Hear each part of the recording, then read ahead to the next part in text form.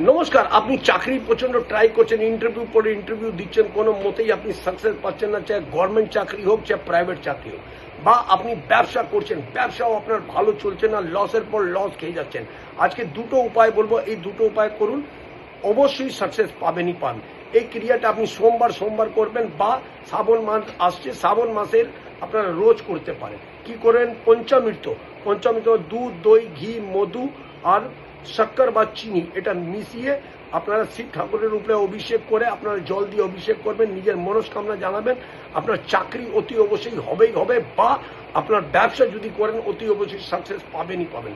2 নম্বর হলো সাম্মি গাছের পাতা। সাম্মি গাছের পাতা আপনার শিব ঠাকুরের উপরে দেবেন, নিজের মনস্কামনা বলবেন, আর 2 মিনিট পর ওই সাম্মি গাছের পাতাটা তুলে আপনারা অশোক সুন্দরী মানে যেখানে চোং আছে সেখানে আপনি রেগে মনস্কামনা করুন। আপনার সাকসেস পাবেনই পাবেন, আপনার চাকরিও হবে, আপনার ব্যবসা চলছে তো ব্যবসাও ভালো লাভ হবে।